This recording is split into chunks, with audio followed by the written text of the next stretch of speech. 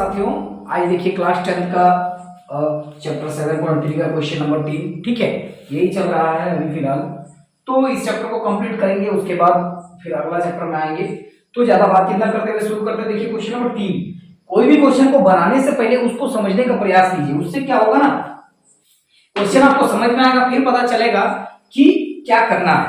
और देखिए कोई भी मैथ का, स्पेशल मैथ हो, साइंस हो, कोई भी सब्जेक्ट का अगर आप क्वेश्चन को बनाते हैं या याद करते हैं ना, तो पहले क्वेश्चन को लिखिए, उसके बाद उसका आंसर को जो है आप अपने तरीके से समझिए। उससे क्या होगा ना, उस क्वेश्चन के साथ आपका रिश्ता थोड़ा करीबी होगा, ठीक है। मतलब उस क्वेश्चन को आप भली भांति समझ पाएंगे कि सही मायने में ये हमको आता है, ठीक है, कभी भी एग्जाम में मिस्टेक नहीं होगा, ठीक है। तो पहले इसको समझते हैं। शीर्षों इतना इतना और इतना वाले त्रिभुज की, मतलब त्रिभुज के ये तीनों शीर्ष है, तो पहले एक त्रिभुज बनाते हैं। चलिए ठीक है, एक त्रिभुज बनाते हैं। चलिए ये त्रिभुज मेरा हो गया, एक त्रिभुज हम बनाते हैं। ये देखिए एक त्रिभुज मेरा हो गया, ए बी सी ले लीजिए, एक त्रिभुज ले लीजिए, ए बी और सी, ठीक है। अब त्रिभुज का तीनों शीर्ष लिखते हैं। देखिए 0-1 और 2-1 और 0-3 है ना। त्रिभुज का ये तीन शीर्ष हो गया। अब क्या करेंगे, अब क्या होगा, इतना इतना और इतना वाले त्रिभुज की भुजाओं के मध्य बिंदु से बनने वाले त्रिभुज का क्षेत्रफल ज्ञात कीजिए। तो देखिए ये शीर्ष है। अब क्या बोल रहा है कि त्रिभुज की भुजाओं के मध्य बिंदु, ये त्रिभुज का तीन भुजा है, 1 2 3, तीनों भुजाओं के मध्य बिंदु से। तो पहले मध्य बिंदु को इंडिकेट करते हैं। यहां मेरा ये हो गया, यहां ये हो गया और यहां ये हो गया। चलिए ठीक, अब ये मेरा त्रिभुज बन गया। अब इसके मध्य बिंदु से बनने वाले त्रिभुज का क्षेत्रफल ज्ञात कीजिए। मतलब ये छोटा वाला त्रिभुज का क्षेत्रफल ज्ञात करना है, ठीक। चलिए इस क्षेत्रफल का, इस त्रिभुज के क्षेत्रफल का त्रिभुज के क्षेत्रफल के दिए गए त्रिभुज के क्षेत्रफल के साथ अनुपात ज्ञात कीजिए। मतलब दिया हुआ तो मेरा बड़ा वाला त्रिभुज है ना, और निकाले क्या बोला, इस त्रिभुज का क्षेत्रफल, और इस त्रिभुज के क्षेत्रफल का दिए हुए त्रिभुज के क्षेत्रफल के साथ क्या करना है, अनुपात ज्ञात करना है। चलिए फिलहाल आपको कोई भी त्रिभुज का क्षेत्रफल ज्ञात करने के लिए, किसी भी त्रिभुज का क्षेत्रफल ज्ञात करेंगे फिलहाल, तो हमको शीर्ष की आवश्यकता है। इसका नाम देते हैं पी क्यू आर, है ना। देखिए एक चीज याद रखिएगा, ये त्रिभुज में ये वाला जो हिस्सा है, ये ए बी सी हो रहा है, तो इस त्रिभुज में भी इसी तरह ए पी क्यू आर देना है, सेम। अब क्या करेंगे, इसके शीर्ष को ज्ञात करते हैं, ठीक है। शीर्ष को ज्ञात करने के लिए एक फॉर्मूला होता है, देखिए बता रहे हैं। ये शीर्ष मतलब क्या, ये जो मेरा शीर्ष है ये मध्य बिंदु है, तो मध्य बिंदु के लिए स्पेशल फॉर्मूला आता है। तो देखिए मध्य बिंदु के लिए, ठीक है, एक स्पेशल, इससे थोड़ा सा हट के, इस क्वेश्चन से हट के थोड़ा सा इसको पहले समझ लीजिए कि मध्य बिंदु के लिए एक फॉर्मूला आता है। x का मान, यहां पर भी मेरा एक x का मान चाहिए, एक y का, ये तो एक x एक y का वैल्यू है। यहां भी हमको x एक y चाहिए, यहां भी एक x एक y चाहिए। तो x बराबर क्या होगा, x1 प्लस x2 y2, और y निकालने के लिए क्या होगा, y1 प्लस y2 बाई 2। ये मध्य बिंदु के लिए हो गया, है ना। देखिए इस भुजा का मध्य बिंदु ये है, लिखेंगे AB का मध्य बिंदु कौन है, P है। तो इस यहां पर एक x निकालेंगे, एक y निकालेंगे, यही फॉर्मूला आप उपयोग करेंगे। अभी क्या होगा, x1 प्लस x2 कहां से मिलेगा, ये मेरा x और y है, ये x और y है, इसको हम मान लेंगे x1 और इसको y1, ये मेरा हो जाएगा x2 और y2। क्या करेंगे, x1 और x2 जोड़ेंगे, y1 और y2 जोड़ेंगे, निकल जाएगा, ठीक है। देखिए अब जो है इसको मिटाते हैं और रूल के हिसाब से बनाते हैं, ठीक है। अब हम लोग क्या करते हैं, सबसे पहले बिंदु P के लिए, देखिए बिंदु P के लिए, है ना, P के लिए पहले काम करते हैं। इसमें एक x निकालेंगे और एक y निकालेंगे। x बराबर क्या होगा, x1 प्लस x2 बाई 2, और यहां क्या होगा, y बराबर y1 प्लस y2 बाई 2 हो गया। x1 प्लस x2 बाई 2 और y1 प्लस y2 बाई 2, है ना। अब देखिए अब x1 और x2 मेरा ये AB का मध्य बिंदु P है, तो ये मेरा ये हो जाएगा x1, ये हो जाएगा y1, ये x2, ये y2। ठीक है, दोनों को अब एक बात समझ लीजिए कि x निकालने के लिए इसका पहला और इसका पहला को जोड़ के 2 से भाग, और y निकालने के लिए इसका दूसरा और इसका दूसरा को जोड़ के 2 से भाग। ठीक है, चलिए ये मेरा 0 हो गया, प्लस x2 कितना है 2/2। ठीक है, चलिए ठीक है, अब हो गया 2/2, 1 हो गया, पहला मेरा आ गया 1, पहला आ गया 1। इसके बाद y निकालते हैं, y1 कितना है -1 प्लस y2 कितना है 1। ठीक है, तो क्या होगा देखिए, यहां मेरा हो गया -1 और +1/2। तो देखिए माइनस प्लस खत्म हो गया, कट गया, या फिर बोल सकते हैं घटा दिए, माइनस प्लस माइनस, तो घट गया, एक में एक चल गया 0/2 बराबर क्या हो गया 0। 1,0 हो गया मेरा बिंदु P के निर्देशांक, या फिर बोल सकते हैं शीर्ष। इस त्रिभुज के एक शीर्ष हम निकाल चुके हैं 1 और 0। अब क्या करेंगे, बिंदु Q के लिए निकालते हैं, फिर बिंदु R के लिए, फिर उसका क्षेत्रफल ज्ञात कर देंगे, फिर इसका भी क्षेत्रफल ज्ञात कर देंगे। चलिए इसको मिटाते हैं। अब देखिए बिंदु Q के लिए, Q तो Q जो है मेरा AC का बिंदु, इसको x1 इसको x2 मान लीजिए। ठीक है, अब क्या होगा, इसका x मतलब x1 और x2 को जोड़ के 2 से भाग, y1 प्लस y2 को जोड़ के 2 से भाग y के लिए। चलिए ठीक है, x1 मेरा कितना है 0 और x2 कितना है 0/2, कितना हो गया 0/2 बराबर 0। मतलब कोई भी ऊपर में अगर 0 है, नीचे कोई भी संख्या तो 0 होगा, 0/2 0। अब चलिए y1 मेरा कितना -1 प्लस का प्लस, y2 कितना 3/2।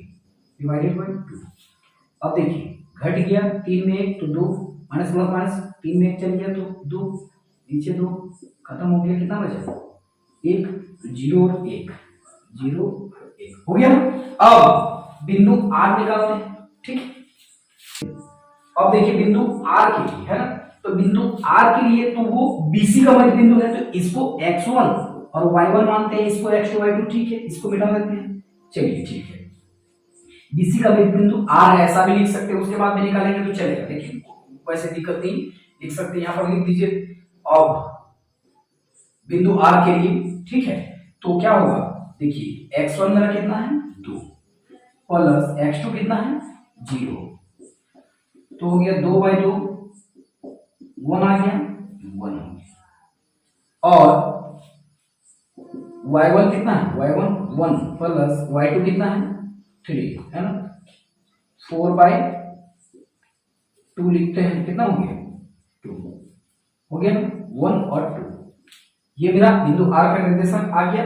अब क्या करते हैं, त्रिभुज का क्षेत्रफल निकालते हैं, जो भी हो, बड़ा वाला पहले निकालेंगे, छोटा वाला निकालेंगे, उसको निकाल के और फिर उसका अनुपात ज्ञात करते हैं। इसको मिटाते हैं। इसके बाद देखिए बड़ा वाला जो है त्रिभुज का शीर्ष, इसको हम लिख लिए हैं। ठीक है, इसका क्षेत्रफल पहले निकालते हैं, त्रिभुज ABC का लिखते हैं, त्रिभुज ABC का क्षेत्रफल है ना, ABC का क्षेत्रफल 1/2 का 1/2, x1 y माइनस y, देखिए डायरेक्ट y2 y3, फिर plus x2 y3 minus y1, और फिर x3 y1 minus y2।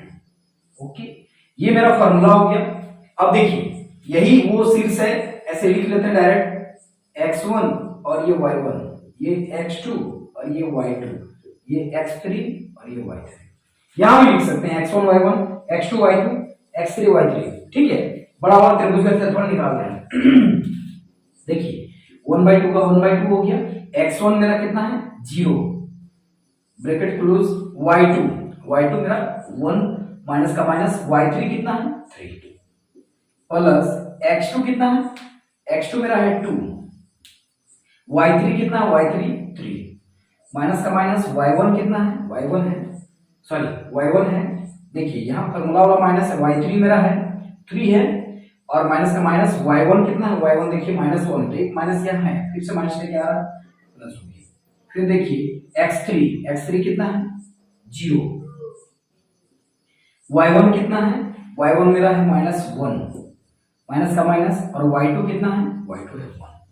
Okay, ये हो गया। चलिए 1/2 का 1/2 हो गया, 0 का 0 इंटू कितना होगा -2 है ना, -2, क्योंकि 1 में 3 घटा दिए तो 2 बचा, मतलब ऐसा उल्टा करेंगे 3 में 1 किया तो 2 बचा, दोनों में से जो बड़ा है माइनस तो माइनस कर दिया। चलिए ठीक है, प्लस का प्लस हो गया यहाँ, प्लस का प्लस, 2 का 2 और 3 और 1 4, प्लस का प्लस, 0 का 0 इंटू -1 -2 ब्रैकेट क्लोज करते हैं।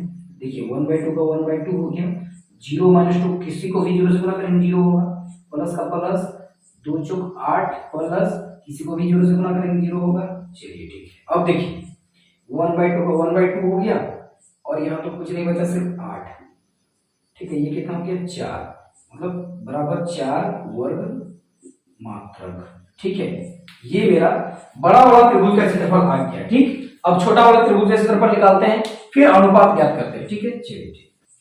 इसके बाद देखिए छोटा वाला त्रिभुज PQR का क्षेत्रफल निकालते हैं, त्रिभुज PQR का क्षेत्रफल। ठीक है, ये फॉर्मूला लिख लिए हैं, ये इस त्रिभुज का शीर्ष को भी लिख लिया है। ठीक है, अब पुट करते हैं सिर्फ, देखिए 1/2 का 1/2 हो गया, x1 मेरा है, x1 है 1, y2 मेरा है, y2 है 1, माइनस का माइनस, y3 है 2। ओके, और इसके बाद है प्लस का प्लस, x2 देखिए x2 0, y3 कितना है 2, माइनस का माइनस, y1 कितना है, y1 है 0, प्लस का प्लस, x3 कितना है, x3 1, y1 कितना है, y1 है 0, माइनस का माइनस, y2 कितना है, y2 है 1।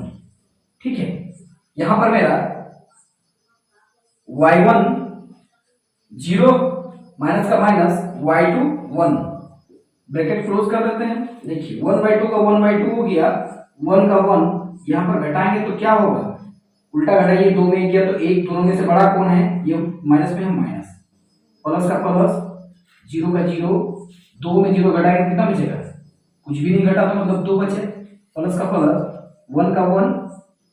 अब देखिए 0 में -1 घटाएंगे। ठीक है, अब 0 में -1 घटाएंगे तो -1 ही बचेगा। ठीक है, अब देखिए 1 में 0 घटाएंगे, सीधे नहीं घटा पा रहे तो उल्टा घटाएंगे, 1 में 0 किया तो 0 नहीं बचेगा, 1 बचेगा, 1 में कुछ भी नहीं घट रहा तो 1 ही बचेगा, -1 का -1 हो गया, बंद करते हैं।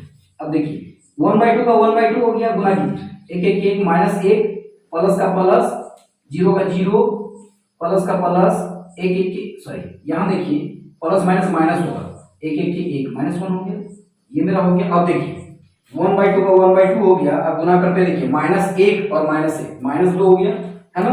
अब 2 2 काट दिए, क्या बचा, 1 1 1 -1 आया ना। अब देखिए -1 आया, लेकिन कभी भी एक चीज याद रखिए, कोई भी चीज, चाहे त्रिभुज हो, वृत्त हो, चतुर्भुज हो, किसी का भी क्षेत्रफल अगर ज्ञात करते, क्षेत्रफल मतलब क्या, इसके अंदर का एरिया। ठीक है, ये एरिया, तो एरिया कुछ ना कुछ तो होगा। अगर एक इधर देख लीजिए, ये अगर सर्कल एक बनाते, एक वृत्त बना दिए, तो इसका अगर क्षेत्रफल निकालेंगे तो कुछ तो एरिया निकलेगा ना, तो माइनस कभी नहीं होगा, क्योंकि इसके अंदर एरिया तो है, कुछ भी आंसर आए तो माइनस नहीं हो सकता, इसलिए लिखेंगे इस, ये जो माइनस आ गया, ठीक है, तो माइनस को हम लोग लिखेंगे कि माइनस को छोड़ने पर मतलब ये माइनस को छोड़ देना, तो क्या हो जाएगा 1 वर्ग मात्रक। ठीक है, ये मेरा हो गया 1 वर्ग मात्रक। ठीक है, अब क्या करेंगे, दोनों का अनुपात निकालते हैं। बड़ा वाला मेरा 4 आया था और इसमें 1 आया। ठीक है, अब उसको निकालते हैं। चलिए, इसके बाद देखिए अब अनुपात निकालते हैं। अनुपात मतलब क्या है, यहां भी आपको पूरा पूरी दिखाई देता होगा कि ये जो त्रिभुज है, इस त्रिभुज का 1/4 हिस्सा है ना। देखिए 1 2 3 4, मतलब बड़ा वाला त्रिभुज जो है इस तरह का 4 त्रिभुजों में बटा हुआ है, तो एक बड़ा वाला त्रिभुज को क्या 4 भागों में बटा के हम लोग लिखते कैसे, मान लीजिए एक रोटी बना रहे हैं, ये रोटी बन गया, 2 हिस्सा कर दिए, 4 हिस्सा कर दिए, तो मेरे पास कितना है, एक रोटी, उसको कितना हिस्सा किए, 1 2 3 4 हिस्सा कर दिए, ये लिख सकते हैं। ठीक उसी प्रकार है ना, तो उसका अनुपात तो आपको भी समझ में आ गया होगा, लेकिन फिर भी उसको निकालते हैं, तो लिखते हैं त्रिभुज एबीसी तथा त्रिभुज पीक्यूआर का आर के क्षेत्रफलों का अनुपात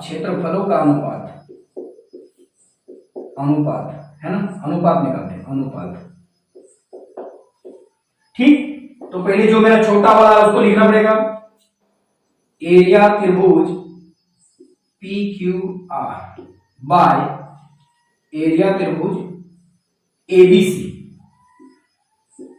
ठीक है, छोटा वाला देखिए, छोटा का मेरा आया था 1 वर्ग मात्रक और बड़ा वाला मेरा कितना आया था 4।